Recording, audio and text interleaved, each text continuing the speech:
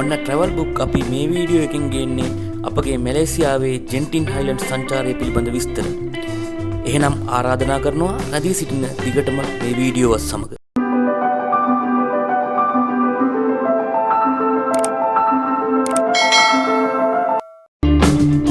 කුවාලාලම්පූර් ඉඳලා බස් එකක් බුක් කරගෙන තමයි අපි ජෙන්ටින් හයිලන්ඩ් යන්න ආවේ. මේ ස්ථානයෙන් තමයි බස් එකකින් ඇවිල්ලා බහින්නේ.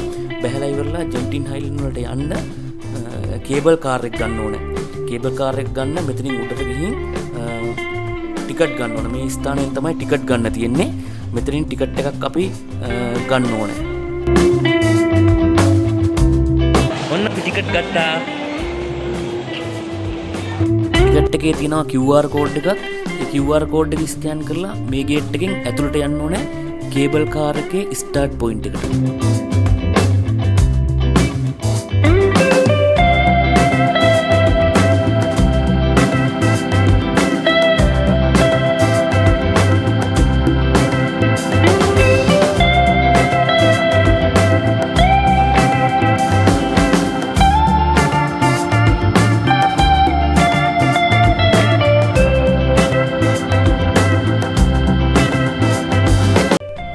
මේ ස්ථානය තමයි ජෙන්ටින් හයිලන්ඩ් යන්න කේබල් කාර් එක ගන්න ස්ටාර්ට් පොයින්ට් එක. මෙතන ගියාට පස්සේ එතන ගයිඩ් කරන්න වෙනම කණ්ඩායමක් ඉන්නවා.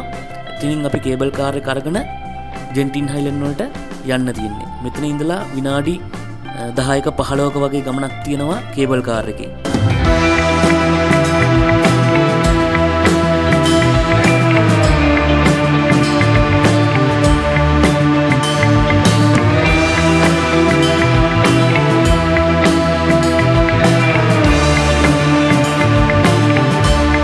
මේ කේබල් කාර් එක ගමන් කරන්නේ ලස්සන වනාන්තරයක් මැදින්.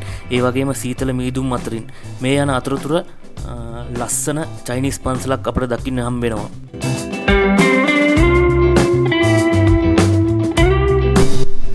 ඒ වගේම ජෙන්ටින් හයිලන්ඩ් වල තියෙන හොටෙල්, shopping mall වගේම outdoor adventure park එකක් අපිට ලස්සනට බලා ගන්න පුළුවන් මේ කේබල් කාර් එකේ යනකොට.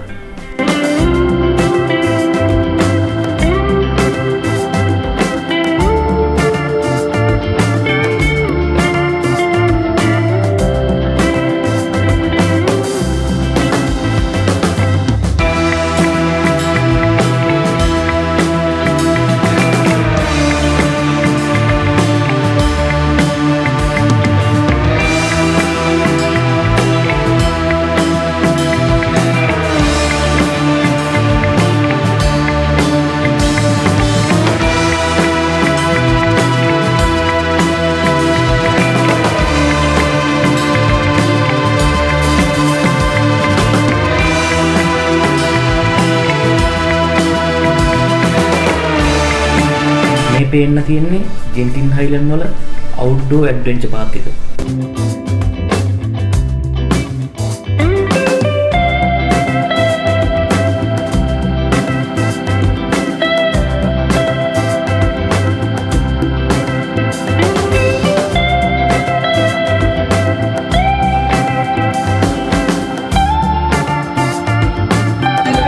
ඔන්න අපි කේබල් කාර් එකේ ඉඳලා දැන්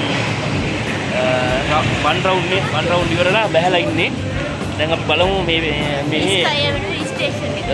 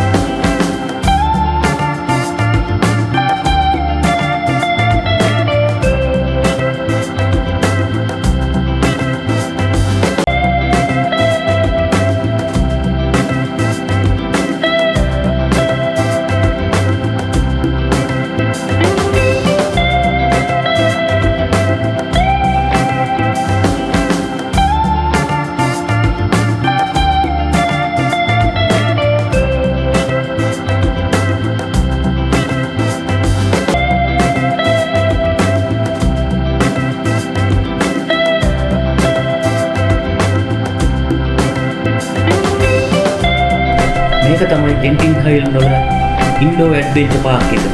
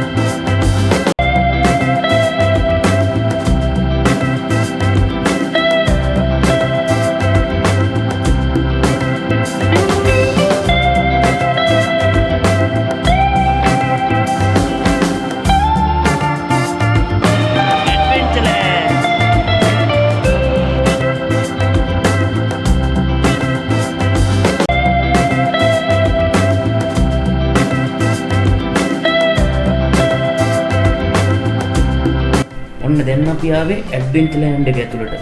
මේක ඇතුලේ වෙනම ජුරාසික් රිසර්ච් සෙන්ටර් එකක් තියෙනවා. ඒ වගේම තමයි සොම්බි අවුට්බ්‍රේක් කියලා වෙනම තැනක් තියෙනවා. අපි බලමු කොහොමද ඒ තැන් තියෙන්නේ කියලා.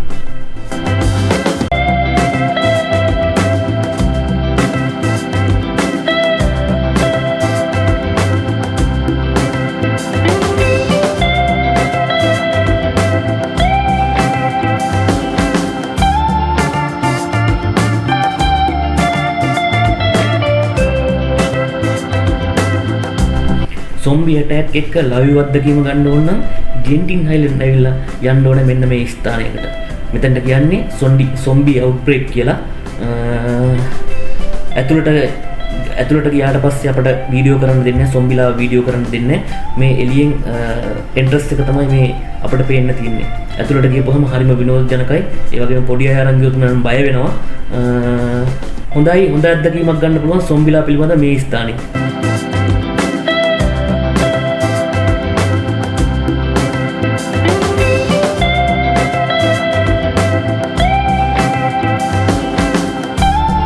සොම්බි අවුට්බ්‍රේක් එක ඉවර වෙලා දැන් ඒ ළඟම ඊළඟට තියෙන්නේ ජුරාසික් රිසර්ච් සෙන්ටර් එක. මෙතෙන්ට ගියපුවාම ඩයිනෝසර්ලගේ හැසිරීම, උන් කෑ ගහන විදිහ, එතකොට විශාල ඩයිනෝසරයන්ගේ ඉඳලා කුඩා ඩයිනෝසරයන් දක්වා නිර්මාණය කරලා තියෙනවා. එතකොට ලස්සන කැලෑවක් වගේම ජුරාසික් පාක් මූවී එක තියෙන්නේ අන්න ඒ විදිහටම ලස්සනට මේ නිර්මාණය කරලා තියෙනවා.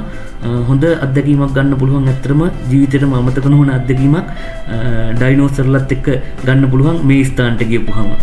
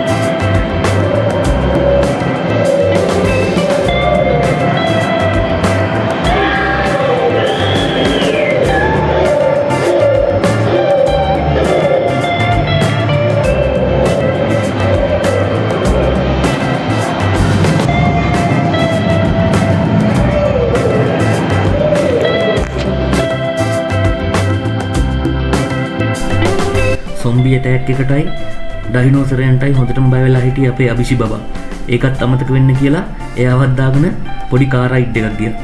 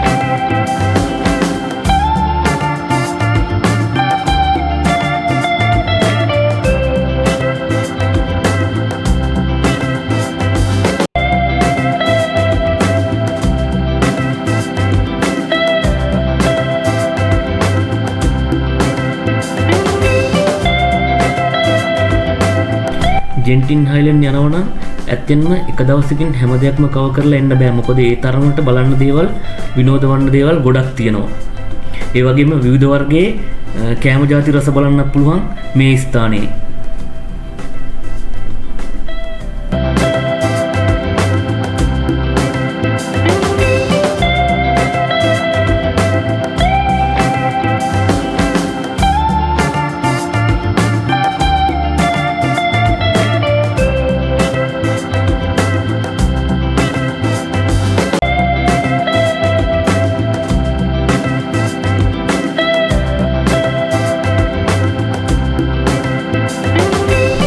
ජෙන්ටින් හයිලන්ඩ් වල ඉන්ඩෝ ඇඩ්වෙන්චර් පාක් මෙන්ම අවුට්ඩෝර් ඇඩ්වෙන්චර් පාක් කියලා තව එකක් තියෙනවා අවුට්සයිඩ් එකේ. අපි දන්නේම නැතිව රෑ වුණ නිසා අපිට අවුට්ඩෝර් ඇඩ්වෙන්චර් පාක් එකට යන්න බැරි වුණා. කොහොමත් එක දවසින් මේ ඉන්ඩෝ ඇඩ්වෙන්චර් පාක් එකයි අවුට්ඩෝර් ඇඩ්වෙන්චර් පාක් එකයි දෙකම කවර් කරන්න බෑ. ඔන්න අපි නැවත කේබල් කාර් එකක් අරන් පහළට ගිහින් නැවත කුවාලාලම්පූර් බලා යන්න හදන්නේ. අපි යන්න කලින් රෙඩ් බස් ඇප් එකෙන් බස් එකක් බුක් කරා. මොකද එතෙන්ට ගිහින් බස් එකක් ගන්න ගියොත් සමහර විට සීට් ඔක්කොම බුක් වෙලා තියෙන්න පුළුවන්. එහෙම වුණොත් අපි ලොකු අපහසුතාවයකට පත් වෙනවා. යන්න විදිහක් නැතුව ආයෙ ටැක්සියක් දාගෙන තමයි අපිට යන්න වෙන්නේ. ඒක නිසා අපි යන වෙලාව හරියට ගෙස් කරලා කලින්ම රෙඩ් බස් ඇප් එකෙන් බස් එකක් බුක් කරගෙන යන එක තමයි හොඳ.